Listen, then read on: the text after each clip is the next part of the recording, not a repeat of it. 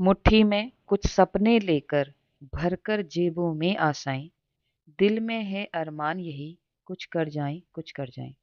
नमस्कार, आप सभी का स्वागत है Hindi education point YouTube channel में। इस चैनल के माध्यम से अभी हम उत्तराखंड हिंदी प्रवक्ता 2025 से जो हिंदी प्रवक्ता का प्लेलिस्ट यहाँ पर हम चला रहे हैं। कल की वीडियो में हमने जो संत काव्य थे उसमें से MCQ 75 क्वेश्चंस को देखा। आज हम सूफी काव्य को, आप सभी जानते हैं आपके जो प्रथम प्रश्न पत्र है उसमें सूफी काव्य भी है, तो उससे रिलेटेड, उससे संबंधित हैंड रिटन नोट्स के माध्यम से इस टॉपिक को बहुत अच्छे से समझेंगे। तो आप सभी वीडियो के अंत तक बने रहिए, क्योंकि ये जो नोट्स हैं ये बहुत अच्छे नोट्स कई सारी बुक्स से कलेक्ट करके बनाए गए हैं। तो इन नोट्स में आप अंत तक बने रहें। फिर अंत में हम दूसरी वीडियोस में इनसे रिलेटेड MCQ क्वेश्चंस देखेंगे। तो वीडियो स्टार्ट करते हैं। आशा करती हूँ आप सभी अपनी अपनी तैयारी में व्यस्त होंगे, कि आप सभी जानते हैं जैसे ही इसका विज्ञापन आएगा उसी के 1 डेढ़ महीने बाद फिर इसकी एग्जाम तिथि आप सभी जानते हैं, क्योंकि हम एग्जाम तो होना है, क्योंकि उसकी परीक्षा कैलेंडर उसका जारी हो चुका है। भले ही कुछ समय बाद हो, 2026 में ये पेपर होना है, तो आप अपनी तैयारी करते रहिए। तो स्टार्ट करते हैं। सूफी काव्य। सूफी शब्द से अभिप्राय, अगर हम सूफी काव्य पढ़ते हैं तो सूफी शब्द का अभिप्राय क्या है, उसका अर्थ क्या है। सामान्य व व्यापक अर्थ में तसव्वुफ के अनुयायी, अनुयायी को होता है जो फॉलोवर होते हैं, तो तसव्वुफ के जो अनुयायी हैं उनको सूफी कहा जाता है। विद्वानों ने सूफी शब्द की व्युत्पत्ति परक व्याख्या बताई है, जो निम्न प्रकार से हैं। इसमें आप देखेंगे, पहले लिखा है सफ। सफ का अर्थ होता है ऊन। सफ का अर्थ पंक्ति। सफा का अर्थ चबूतरा, जो मदीना की पहाड़ियों पर स्थित है। सोफिया मतलब विधा, और सफा मतलब साफ या निर्मल। तो इस प्रकार से हर एक एक शब्द की व्याख्या यहाँ पर की गई है। बात करते हैं सूफी साहित्य का आरंभ कब से माना जाता है। तो सूफी काव्य का दौर 14वीं शताब्दी से 18वीं शताब्दी तक व्याप्त है। 14वीं शताब्दी से 18वीं शताब्दी तक। और सामान्य सहमति से इसका आरंभ जो माना जाता है, इंपॉर्टेंट आ गया, 1379 ईस्वी से मुल्ला दाऊद की जो रचना है चंदायन, जो लोरी कहा से भी माना जाता है। तो इसका जो हम आरंभ मानेंगे, सूफी साहित्य का आरंभ 1379 से मुल्ला दाऊद की रचना चंदायन या लोरी कहा से माना जाता है। तो ध्यान रखेंगे आप, ये इंपॉर्टेंट फैक्ट था। आगे बढ़ते हैं। अलग अलग विद्वानों ने इसका आरंभ अलग अलग माना है, जो निम्न है, क्योंकि आप सभी जानते हैं शुक्ल के अनुसार पूछा जाता है, हजारी प्रसाद द्विवेदी के अनुसार, राम कुमार वर्मा, नगेंद्र, गणपति चंद्र गुप्त के अनुसार अलग अलग सूफी काव्य का या सूफी साहित्यकार में पूछा जाएगा। तो ध्यान देते हैं, आचार्य शुक्ल ने जो माना है मिर्गावती कुतुबन 1501 ईस्वी से माना है। तो रचना है मिर्गावती और लेखक है कुतुबन, और सन है 1501। बात करते हैं हजारी प्रसाद द्विवेदी की, तो हजारी प्रसाद द्विवेदी ने सत्यवती कथा रचना को माना है। ईश्वरदास रचनाकार और 1500 ईस्वी से माना है। बात करते हैं राम कुमार वर्मा की, तो चंदायन लोरी कहा, यानी कि मुल्ला दाऊद 1379, जिसको हम अभी स्टार्टिंग में पढ़ रहे थे। डॉक्टर नगेंद्र की बात करें, हंसावली असाइत रचनाकार और 1370 से माना है। बात करते हैं डॉक्टर गणपति चंद्र गुप्त, तो हंसावली असाइत और 1370। तो नगेंद्र और गणपति चंद्र का सेम है। और बात करते हैं राम कुमार वर्मा, तो चंदायन लोरी कहा रचना, मुल्ला दाऊद रचनाकार और 1379 ईस्वी। इस धारा के प्रतिनिधि कवि मलिक मोहम्मद जायसी हैं। इनके अतिरिक्त मुल्ला दाऊद, कुतुबन, मंझन, नूर मोहम्मद आदि के नाम उल्लेखनीय। अगर बात करते हैं हम सूफी साहित्य की, तो इसके प्रतिनिधि कवि कौन माने जाते हैं, मलिक मोहम्मद जायसी। बात करते हैं सूफी दर्शन है किस प्रकार का। सूफी दर्शन, सूफी जो साहित्य हम बात कर रहे हैं, ये किस प्रकार का है, इसमें क्या क्या मान्यताएं हैं। सूफी परंपरा का जो मूल संबंध है वो इस्लाम से है, परंतु इनकी साधना पद्धति इस्लाम से भिन्न है। ध्यान देंगे, परंपरा का संबंध इस्लाम से है, लेकिन जो उसकी पद्धति है, साधना पद्धति, वो इस्लाम से भिन्न है। सूफियों ने इस्लाम के साथ साथ अन्य दार्शनिक प्रभावों को भी ग्रहण किया है। जैसे सूफी दर्शन तसव्वुफ कहलाता है। इसमें इश्क मिजाजी यानी कि लौकिक प्रेम से इश्क हकीकी अलौकिक प्रेम, ये इनके मीनिंग पूछे जा सकते हैं कि इश्क मिजाजी और इश्क हकीकी क्या है। तो इश्क मिजाजी है लौकिक यानी कि संसारिक प्रेम, और इश्क हकीकी मतलब संसार से हट के, हम कहते हैं ना अध्यात्म में चले जाना या संसार से हट जाना, तो इश्क हकीकी उसको कहा जाता है। आप इसको ऐसे याद कर सकते हैं कि लौकिक इश्क मिजाजी है ना, हम जब प्रेम में होते हैं हमको कुछ संसार के अलावा सब संसार में हमको दिख रहा होता है, लेकिन जब हम उससे ऊपर हकीकत जब हमको पता चल जाती है, तो हम संसार से विरक्त हो जाते हैं। तो इस प्रकार से आप इसको याद कर सकते हैं, इश्क हकीकी अलौकिक प्रेम, इश्क मिजाजी लौकिक प्रेम। ठीक है, बढ़ते हैं आगे। तो तक के सफर में विश्वास किया जाता है। इसमें बंदे को प्रेमी और खुदा को प्रेमिका के रूप में परिकल्पित किया गया है। तो खुदा को प्रेमिका माना है, उससे मिलन की तड़फ, जैसे आपने कई कैलाश खेर के गाने सुने ना, हो गई मैं तेरी दीवानी दीवानी, तो यहाँ पर जो खुदा को प्रेमिका के रूप में माना है, तो इसलिए वहां पर उस प्रकार के आप गीत सुनेंगे। उससे मिलन की तड़फ और मिलन के आनंद की अभिव्यक्ति होती है, अर्थात ये खुदा के साथ प्रेम का संबंध बनाते हैं। तो यहाँ पर भक्ति तो है, लेकिन भक्ति किस प्रकार की है? प्रेम प्रकार की भक्ति है, जो अपनी खुदा को या ईश्वर को प्रेमिका मानते हैं। अब कुछ इसकी मान्यताएं हैं। सूफी मत के अनुसार खुदा ने बंदे को दो प्रकार के ज्ञान दिए हैं, एक है इल्म ए सीना, एक है इल्म ए सकीना। तो ध्यान देंगे, इसके अर्थ पूछने को आ सकते हैं। इल्म ए सीना क्या है? वह ज्ञान जिसे खुदा स्वयं बंदे के हृदय में स्थापित करता है। सूफी इसे अधिक महत्व, मतलब जो आपके हृदय में पहले से स्थापित है, उसको बोलते हैं इल्म ए सीना। इल्म ए सकीना वह ज्ञान जिसे खुदा पैगंबर के माध्यम या कुरान के से बंदों तक पहुंचता है। यानी कि कोई, जैसे हमने माना हमने गुरु से जो ज्ञान प्राप्त किया, उसको हम बोल सकते हैं इल्म ए सकीना। इल्म ए सीना जो हमारे भीतर, सीना मतलब हृदय, जो हमारे हृदय में पहले से है, वो इल्म ए सीना। और सूफी इसको अधिक महत्व देते हैं। प्रश्न आ सकता है कि सूफी ने सूफी में किस किस जो खुदा के अनुसार जो ज्ञान दिए गए हैं, तो किस ज्ञान को अधिक महत्व दिया है? इल्म ए सीना को दिया है। ठीक है, तो इस्लाम इसे अधिक, सूफी देते हैं उसको इल्म ए सीना को महत्व, और जो इस्लाम देते हैं वो इल्म ए सकीना, क्योंकि इस्लाम में पैगंबर पद्धति आप सभी जानते हैं, पैगंबर खुद पैगंबर के माध्यम से जो भी उनको शिक्षा प्राप्त होती है, वो उसको अधिक महत्व देते हैं, जबकि सूफी इल्म ए सीना को महत्व देते हैं। बढ़ते हैं आगे। सूफियों ने मनुष्य के चार विभाग बताए हैं, नफस, अक्ल, कल्ब और रूह। नफस यानी कि इंद्रियों से संबंधित, अक्ल यानी कि बुद्धि, कल्ब यानी कि हृदय, और रूह मानी कि आत्मा। तो इनके मीनिंग पूछे जा सकते हैं, ध्यान देंगे, आप स्क्रीनशॉट ले सकते हैं। इनमें जो कल्ब का महत्व है वो साधना में सर्वाधिक है, क्योंकि हृदय जितना साफ होगा, निर्मल होगा, खुदा का प्रतिबिंब उतना ही स्पष्ट होगा। तो बिल्कुल आप किसी भी धर्म में बात करें तो बात है मन की, मन जितना साफ होगा, यानी कि हृदय यानी कि कल्ब, तो इसमें सबसे ज्यादा जो साधना में महत्व किसका है? कल्ब का महत्व है, यानी कि हृदय का महत्व, क्योंकि हृदय जितना साफ होगा आपकी भक्ति उतनी अच्छी होगी। ये बाह्य जगत को आभासी न मानकर खुदा की अभिव्यक्ति मानते हैं, अर्थात उसकी वास्तविकता सत्ता को स्वीकार करते हैं। सूफी रहस्यवाद को सर्ववादी या सर्वव्यापक रहस्यवाद कहा है, किसने? आचार्य शुक्ल ने। ये इंपॉर्टेंट आ गया कि सूफी रहस्यवाद को सर्ववादी या सर्वव्यापक रहस्यवाद किसने कहा है? आचार्य शुक्ल ने कहा है। बढ़ते हैं आगे। सूफी दर्शन में अनहलक की अवधारणा है, इंपॉर्टेंट है। किसकी अवधारणा है? अनहलक की अवधारणा है। ठीक है, इसकी सोच है। आशय साधना के द्वारा खुदा से एकत्व को प्राप्त कर लेना। इसका मीनिंग क्या है? कि अनहलक का मतलब है कि साधना से खुदा के एकत्व को प्राप्त, जो खुदा हम कहते हैं ना ईश्वर एक है, उस एकत्व को प्राप्त कर लेना ही अनहलक है। यह अद्वैतवाद के अहम ब्रह्मास्मि से प्रभावित है तथा इस्लाम के विरुद्ध है। हमने कहा ना कि सूफी थोड़ा बहुत इस्लाम से प्रभावित है, लेकिन इस्लाम की साधना पद्धति इसमें नहीं है। तो ध्यान देंगे कौन कौन सी चीजें इस्लाम से मिलती हैं और कौन से उसके विरुद्ध हैं। सूफी दर्शन में शैतान की अवधारणा महत्वपूर्ण है। यहाँ शैतान साधक के मार्ग में अवरोधक की भूमिका में आता है।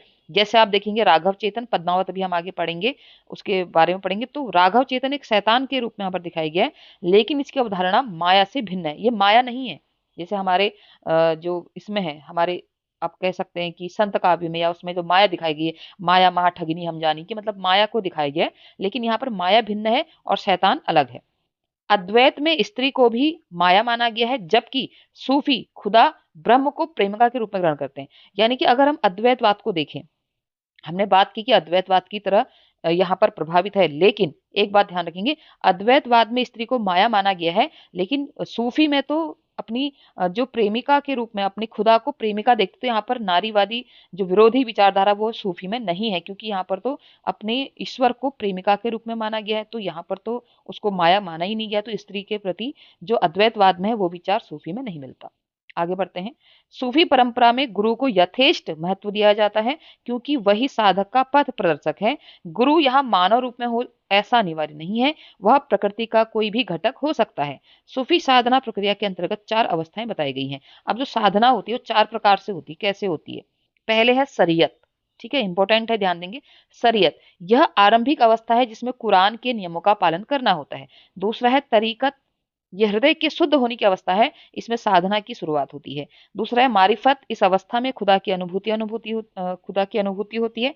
और हकीकत, यह चरम अवस्था है जिसमें खुदा की प्राप्ति होती है। इसमें बंदे की रूह फना होकर वका की प्राप्ति करती है। ठीक है, तो आप ये लगाने को आ सकते हैं, इनका सीरियल लगाने को आ सकता है कि सूफी साधना प्रक्रिया की अवस्थाओं को सिस्टमैटिक या क्रमानुसार लगाई, तो शरीयत, तरीकत, मारिफत, हकीकत। अंत में हकीकत है, स्टार्टिंग शरीयत है। ऐसे करके भी ये याद कर सकते हैं कि हमें स्टार्टिंग में शरीर दिखता है लेकिन अंत में हम हकीकत समझते हैं, है ना। इस प्रकार से शरीयत और हकीकत, स्टार्टिंग और एंडिंग, और लास्ट बीच में तरीकत और मारिफत, इस प्रकार से आप इसको याद कर सकते हैं। यहाँ पर बका का अर्थ है मोक्ष यानी कि निर्वाण, तो ध्यान देंगे सूफी काव्य में जो बका है उसका अर्थ क्या है, मोक्ष यानी कि निर्वाण, निर्वाण।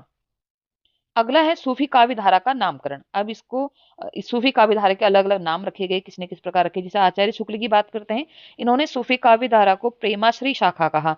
विजय देव नारायण शाही ने सूफी काव्य धारा का, जो सूफी काव्य धारा फेमस है वो नाम किसने दिया है, विजय देव नारायण शाही ने। राम कुमार वर्मा ने इसको प्रेम काव्य कहा। गणपति चंद्र गुप्त ने इसको प्रेमाख्यान काव्य कहा है। और समकालीन समीक्षकों ने इसको रोमांचक आख्यान कवि काव्य कहा है।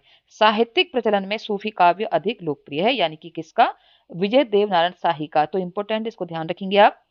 अगला पढ़ते हैं सूफी प्रबंध योजना, यानी कि काव्य का स्वरूप कैसा है। आचार्य शुक्ल सभी काव्यों की प्रबंधनात्मक को मसनवी शैली यानी कि फारसी का बताते हुए कहते हैं कि इसमें शुक्ल जी ने निम्न तर्क दिए हैं। मसनवी शैली मानते हैं सूफी में, कौन मानते हैं, शुक्ल जी। तो शुक्ल जी कहते हैं कि आरंभ में इसमें ईश्वर की स्तुति की जाती है। फिर साहे वक्त का उल्लेख, मतलब जो उस समय जो राजा शासन कर रहा है उसका उल्लेख है। रचना का एक सर्गबद्ध ना होना, सर्गबद्ध नहीं होते हैं, अलग अलग टुकड़ों में होते हैं। संपूर्ण रचना का एक ही छंद में होना। फारसी प्रेम पद्धति, नायक का अधिक विरही होना। प्रेम आरंभ स्वप्न चित्र दर्शन चर्चा सुनकर होना। प्रेम का स्वरूप लोक निरपेक्ष होना। ये सारी इसकी जो प्रबंध योजना वो इस प्रकार से काव्य स्वरूप बनता है। आगे चलकर गणपति चंद्र गुप्त ने शुक्ल के 3 तर्क का पुरजोर खंडन किया और निम्न तर्क दिए। अब देखिए उनके तो ये थे, किसके, मसनवी शैली कहा शुक्ल जी ने, तो उसका आगे चलकर किसने विरोध किया, गणपति चंद्र गुप्त ने किया। उन्होंने 3 बातें रखी। उन्होंने क्या कहा, उन्होंने कहा कि सूफी काव्य एक ही छंद में नहीं बल्कि 5-7 चौपाइयों पर एक दोहे का धत्ता दिया जाता है, जिसको क्या कहा जाता है, कड़कबद्ध शैली कहा जाता है। उन्होंने कहा था कि पूरी रचना एक ही छंद में, क्या ये कहते हैं, नहीं, इसमें 5-7 चौपाइयों के बाद एक दोहे का धत्ता दिया जाता है, जिसको कड़वकबद्ध शैली कहा जाता है। सूफी काव्य संख्यात्मक सर्गों में तो नहीं है परंतु शीर्षकों में विभक्त है, जो भारतीय शैलियों में भी विद्यमान है, ऐसा माना। फिर उन्होंने कहा भारतीय साहित्य में भी विरह विदग्ध नायकों की परंपरा है, जैसे पुररुआ है, यक्ष मेघदूत है, तो ऐसा कोई नई बात नहीं है कि वहां के नायक जो है विरह में जी रहे हैं। अगला उन्होंने कहा कि लोक निरपेक्ष प्रेम भी भारतीय परंपरा में विद्यमान है, जैसे नल दमयंती, उषा निरुद्ध, भिड़ंबा प्रसंग। ये सारे प्रसंग दिखाते हैं कि लोक निरपेक्ष प्रेम भारतीय परंपरा में विद्यमान है। इस प्रकार समकालीन विद्वान इसे भारतीय शैली का ही मानते हैं। अब है सूफी काव्य की विशेषताएं, क्या विशेषताएं हैं। तो पहले पढ़ते हैं इसका भाव पक्ष। भाव पक्ष है सूफी दर्शन यानी कि तसव्वुफ का केंद्रीय प्रभाव। सूफियों ने परंपरागत इस्लाम की धारणा को संशोधित करते हुए तसव्वुफ को प्रतिष्ठित किया। तो ध्यान देखेंगे तसव्वुफ यानी कि सूफी काव्य। प्रेम की महत्ता यहाँ पर दिखाई गई है।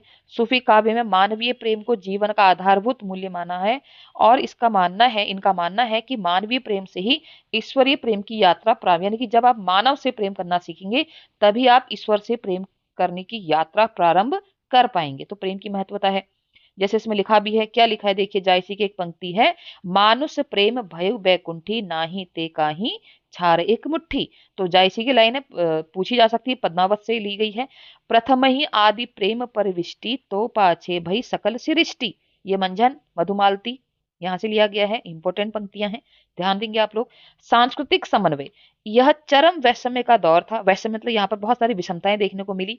सूफियों ने व्यापक समन्वय का प्रयास किया, कोऑर्डिनेशन बैठाया, जैसे इस्लाम प्रेम का समन्वय, फारसी लिपि अवधी भाषा का समन्वय, हिंदू कथा और मसनवी शैली का समन्वय आदि। मतलब आपने देखा ना कि जितने भी शुक्ल ने कहा था कि इसमें ऐसा ऐसा होता है, तो गणपति चंद्र गुप्त ने बताया कि नहीं, ये भारतीय परंपरा में भी विद्यमान है या हिंदू उसमें भी विद्यमान है। तो वस्तुतः सूफी संप्रदाय को क्या कहा जाता है, गंगा जमुनी तहजीब के लिए जाना जाता है। इंपोर्टेंट है, गंगा जमुना तहजीब माना जाता है। अब आता है इसका रहस्यवादिता। अमूर्त ईश्वर के प्रति अभिव्यक्ति के कारण इनका साहित्य रहस्यवादी हो गया। चूंकि ये प्रेम मार्गी हैं, इसलिए इनका रहस्यवाद प्रेम और अतिशय भावुकता से जो है संपृक्त है, इसलिए इसे भावात्मक रहस्यवाद कहा जाता है। और भावात्मक रहस्यवाद किसने कहा है? शुक्ल ने कहा है। जहां पर सूफी काव्य को रहस्यवाद कहने की बात आएगी तो किसका नाम आएगा? आचार्य रामचंद्र शुक्ल का। बढ़ते हैं आगे। प्रकृति के साथ है रागात्मक संबंध, है ना, प्रकृति के साथ रागात्मक, ये प्रकृति को खुदा की अभिव्यक्ति मानते हैं, इसलिए अपने सुख दुख की स्थितियों को प्रकृति के साथ साझा करते हैं। जैसे नागमती वियोग वर्णन है, 12 मासा वर्णन है, षड ऋतु वर्णन है। पद्मावत की कुछ पंक्तियां हैं, ध्यान देते हैं। सुनु हीरामणि कहूं बुझाई, दिन दिन मदन सतावे आई। जोबन मोर भयो जस गंगा, देह देह लम लाग अनंगा। कंवल भवर ओही बन पावे, को मिलाई तन ताप बुझावे। तो यहाँ पर पद्मावती हीरामन तोते से कहती है, अपनी जो यौनिकता की स्थिति बताते हुए कहती है, उपयुक्त वर खोजने को कहती, मतलब कहती मेरी जो स्थिति है, मैं जवान हो गई हूँ, मैं यौवन में आ चुकी हूँ, तो मेरे लिए कोई उपयुक्त वर खोजो। ये किससे कह रही? हीरामन तोते से कह रही है। और उसके बाद इसके साथ साथ हमको दिखता है विरह का अतिशयोक्ति परक चित्रण। विरह तो इसमें इतना इस प्रकार का दिखाया गया, देखिए अभी हम देखेंगे। सूफी साधना में आत्मा परमात्मा के मध्य दूरी वियोग अत्यंत पीड़ाजनक है।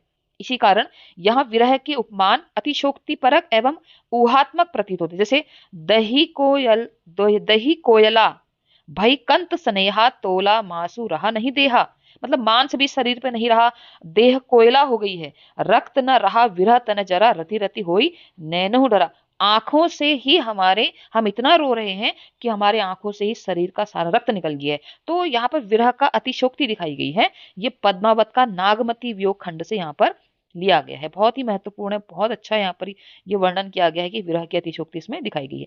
और दूसरा, लोक कथाओं का इसमें साहित्य प्रयोग किया गया है। सूफियों ने अपने काव्य में हिंदू समाज की प्रचलित कथाओं का काव्य प्रतीकात्मक विषय बनाया है। जैसे गुरु की महत्ता, यहाँ खुदा की प्राप्ति में गुरु की भूमिका पथ प्रदर्शक की है। शैतान के द्वारा उत्पन्न बाधाओं से भी गुरु ही मुक्ति का साधन है। यहाँ गुरु प्राय पशु पक्षी के रूप में, जैसे हीरामन तोता हमने बात की थी। गुरु सुआ जोई पंथ दिखावा, बिनु गुरु ज्ञान को निर्गुण पावा। बिना गुरु के ज्ञान को कुछ प्राप्त नहीं होता। और गुरु सुआ जोई पंथ, मतलब गुरु है वही हमें रास्ता दिखाता। तो गुरु की महत्वता यहाँ पर दिखाई गई, पद्मावत से ये पंक्ति ली गई है। अब बात करते हैं शिल्प पक्ष की, उसके कला पक्ष की। तो प्राय रचनाएं कैसी? प्रेमाख्यान प्रबंधात्मक हैं। भारतीय कहानियों की सूफी शैली में प्रस्तुति है।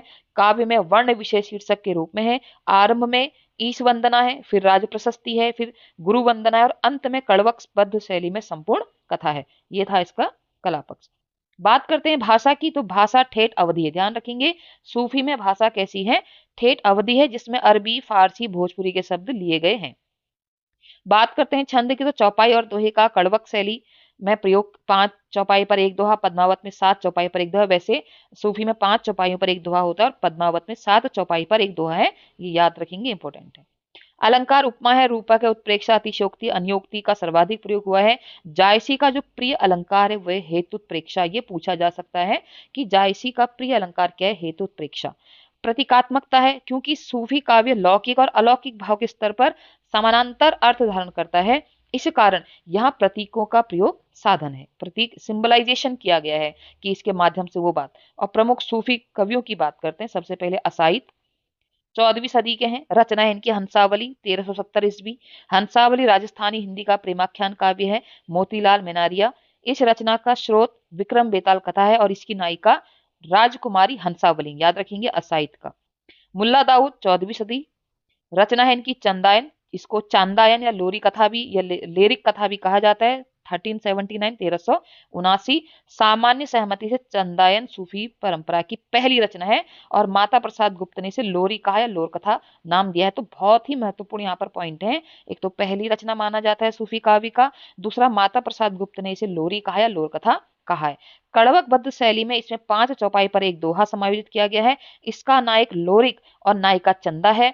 लोरिक की विवाहिता मैना है। इसमें चंदा अलौकिक सत्ता की प्रतीक है। इस कथा का प्रचलन पूरी भारत में अभी भी अधिक है। बात करते हैं मलिक मोहम्मद जायसी, 1446 1542, ये इनका जन्म काल है। ध्यान देंगे आप, 1446 से 1542। इनके जन्म और मृत्यु की जो निश्चित तिथि का ज्ञात नहीं है, यह महज अनुमान है। भा अवतार मोर नौ सदी, 30 बारिश ऊपर कभी बदी। आखिरी कलाम में ये खुद लिखते हैं अपने विषय में कि भा अवतार मोर नौ सदी, 30 बरिस ऊपर कभी बदी। ये उत्तर प्रदेश के रायबरेली जिले के जायस नगर के थे। जायस नगर के जायस नगर मोर स्थानु, नागरक नाव उदय आदि उदय मानु। खुद ही अपने बारे में बता रहे कि मेरा जायस नगर जो था, आखिरी कलाम में ये बताते हैं। गुरु, अपने गुरु के रूप में इन्होंने एक संत, कौन, सैयद, गुरु के रूप में इन्होंने अपने एक संत सैयद अशरफ अली का उल्लेख किया है। ये अत्यंत कुरूप और एक आंख से काने थे। अपने यहाँ पर हम जायसी के गुरु की बात कर रहे हैं। शेर शाह ने इनकी कुरूपता का मजाक उड़ाया था। तो इसमें ये रचना बड़ी, यहाँ पर एक किस्सा कहते हैं कि शेर शाह सूरी ने एक बार इनका मजाक उड़ाया। किसका? सैयद अशरफ अली का। उनकी शक्ल देखकर हंसे। तो पता है उन्होंने क्या कहा कि तुम मुझे देखकर हंस रहे हो या मुझे बनाने वाले ईश्वर पे के ऊपर हंस रहे हो। तो बहुत अच्छी पंक्ति है। कभी आपको किसी बनावट पे या कोई किसी की वेशभूषा पे, या कहें हम वेशभूषा पे तो नहीं कह सकते, जो प्रकृति ने हमें जिस प्रकार का बनाया, अगर किसी की बनावट पे, किसी के रंग रूप पे कोई टिप्पणी करे तो याद रखना, उसको आप ये पंक्ति सुना सकते हैं कि हंसे से मोहे, या कुछ इस प्रकार की पंक्ति है, मुझे पंक्ति याद नहीं आ रही। तो उन्होंने इस प्रकार की पंक्ति शेरशाह को बोली थी, क्या तुम मुझ पर हंस रहे हो या मुझे बनाने वाले पर हंस रहे हो। तो उनको बड़ा पश्चाताप हुआ शेरशाह को उसके बाद। तो जायसी के जो 21 रचनाओं का उल्लेख मिलता है वो इस प्रकार है: पद्मावत, अखरावट, आखिरी कलाम, ठीक है, और कहरानामा, मसलानामा, चित्ररेखा, कनावत और कुनावत। बाकी हम जो अन्य सूफी काव्य की रचनाएं हैं वो अगली वीडियो में हम देखेंगे। अभी आज हमने सूफी काव्य को पढ़ा। इनकी हमने शिल्प पक्ष, कला पक्ष और इनके नाम के बारे में, इनकी विशेषताओं के बारे में, भाव पक्ष के बारे में, दोहा चौपाई, भाषा के बारे में, और कौन सा कवि या कौन सा लेखक या कौन सा आलोचक इसको क्या मानता है, किस शैली में लिखा गया है, क्या नाम दिए गए हैं, इनके विषय में पढ़ा। और हमने सूफी साधना प्रक्रिया की 4 अवस्थाएं पढ़ी। इनका सिस्टम पैटर्न आप समझे होंगे। ठीक है, तो अगली वीडियो में हम सूफी काव्य से जुड़ी रचनाएं जो हमने इनको डिटेल में पढ़ेंगे। तो आज के लिए इतना ही। आप सभी का दिन शुभ हो। आपको वीडियो का कंटेंट अच्छा लगता है, आपको समझ में आता है, तो प्लीज़ कमेंट जरूर करें। और जो भी हिंदी विषय से तैयारी कर रहे हैं उन तक ये वीडियो जरूर पहुंचाएं, क्योंकि हैंड रिटन नोट्स से पढ़ना एक अलग बात होती है, बुक से पढ़ना, आप बुक से भी पढ़ सकते हैं, ऐसा नहीं है। लेकिन यहाँ पर जो सिलेक्टेड नोट्स हैं, जैसे मैंने यहाँ पर शुक्ल के कोटेशन डाला है, यहाँ पर बताया है कि किसने क्या कहा है, तो ये आपको एक ही जगह पर बहुत सारी चीजें मिल जाती हैं। तो आज के लिए इतना ही। आप सभी का दिन शुभ हो। बहुत बहुत धन्यवाद।